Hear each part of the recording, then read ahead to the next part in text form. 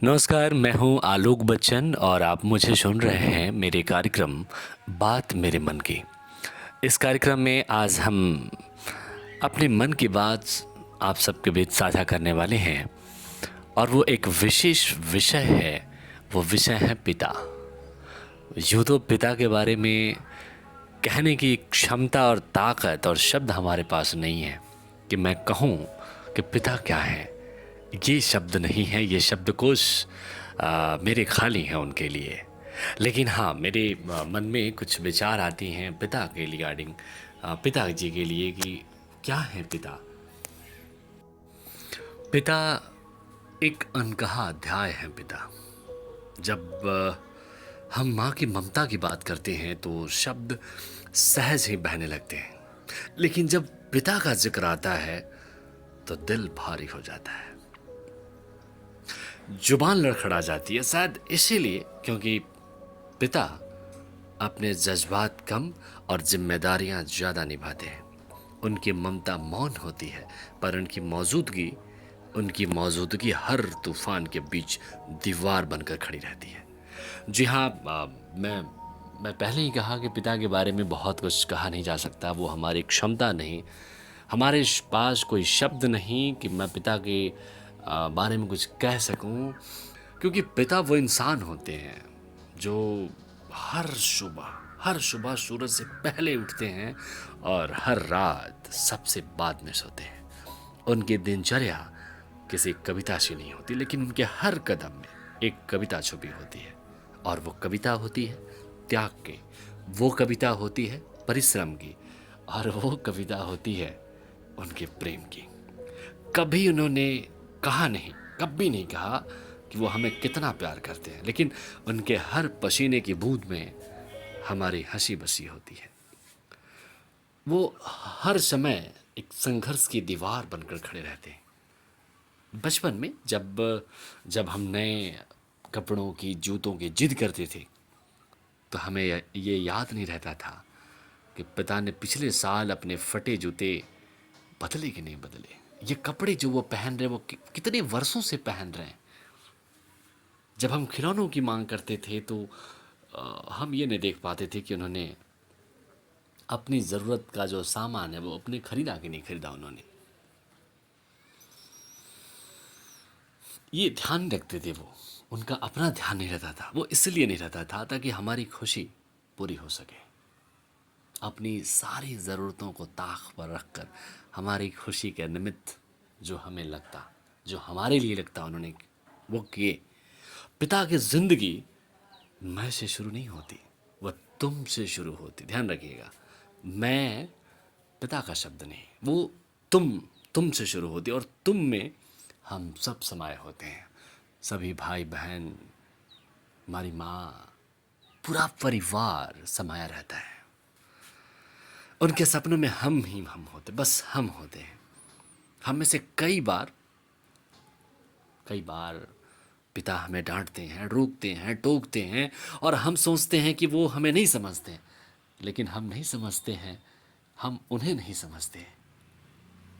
असल में वो हमें दुनिया की ठोकरों से बचाने के लिए एक दीवार खड़ी कर रहे होते हैं।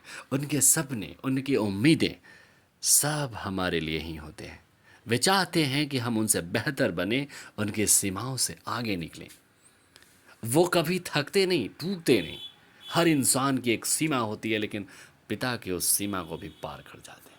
पिता जो होते हैं ना, वो जो इंसान की सीमा होती है वो भी पार कर जाते हैं। वो सिर्फ हमारे लिए, चाहे थकान हो, बीमारी हो, आर्थिक संकट हो, पिता कभी अपने संघर्षों को जाहिर नहीं करते।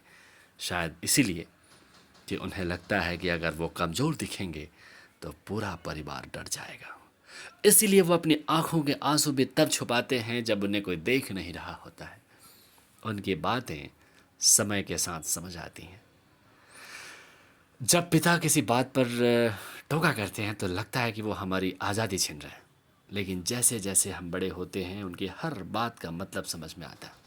वो समय पर सोने की बात वगैरह वगैरह, बहुत सारी बातें, पैसा बचाने की बात, सब कुछ आज जीवन की सच्चाइयाँ लगती हैं। उनकी कही गई छोटी छोटी, सब जो भी बात कहते हैं, छोटी छोटी बातें वो बहुत जीवन की सबसे बड़ी सीख देती हैं। बचपन में जब हम उनके कंधों पर बैठकर मेले में जाते थे, तब हमें दुनिया बड़ी खूबसूरत और आसान लगती थी।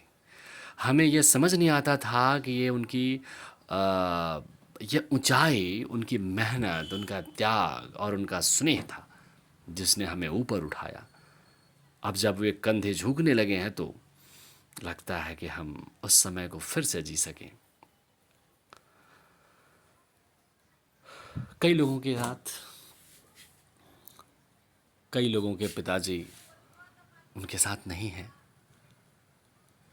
तो ऐसा लगता है, क्या बताएं, वो कल्पना, वो उन लोगों की मनस्थिति का ऑब्जर्वेशन मैंने खुद किया है।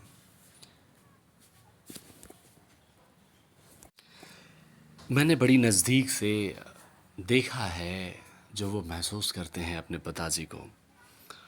वो नहीं होते हैं, लेकिन उनकी एक खाली कुर्सी, उनका पुराना चश्मा, उनकी अलमीरा, अलमीरा में रखी किताबें, वो पुरानी घड़ी, वो उनके ज़रूरत के सारे सामान, सब चिक चिक कर उनका प्यार और उपस्थिति जताता है।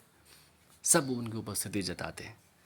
पिता कभी नहीं, कभी कहीं जाते नहीं, वो हर चीज़ में जीवित रहते हैं, हर चीज़ में जीवित रहते हैं। उनके बिना घर घर नहीं लगता। माँ घर की आत्मा होती है और पिता उस घर की नींव होते हैं। माँ के बिना घर भावनाहीन हो जाता है और पिता के बिना घर असुरक्षित रहता है। ये मेरे मेरे विचारों में, मेरे शब्दों में मुझे लगता है कि पिता के बिना हर घर असुरक्षित है।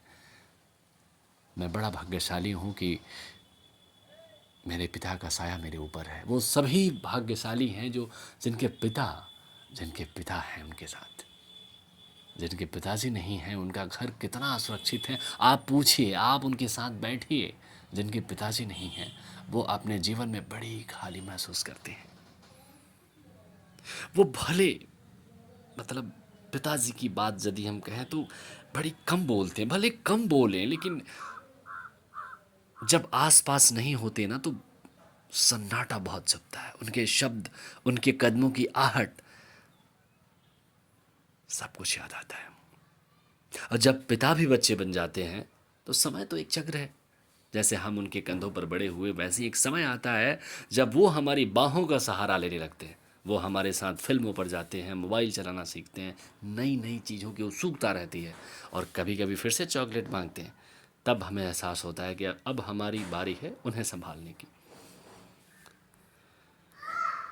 अंतिम में बहुत ज़्यादा कुछ तो नहीं कहूँगा, पिता पे शब्द कम पड़ जाएंगे,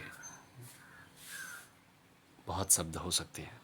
अंतिम में मैं यही कहूँगा कि पिता कोई परिभाषा नहीं, एक अनुभव है, एक ऐसी भावना जिसे शब्दों में समेटना मुश्किल ही नहीं, नामुमकिन है, लेकिन महसूस करना बहुत आसान है। बस एक बार अपने दिल की आंखें खोलनी होती है। उनके संघर्ष, उनके त्याग, उनका मौन प्रेम, सब कुछ हमें हर रोज़ सहारा देता है। इसीलिए जब भी आप जीवन की कठिन राह पर हों तो याद कीजिए, आपके पीछे एक साया हमेशा था, है और रहेगा, जिसे दुनिया पिता कहती है।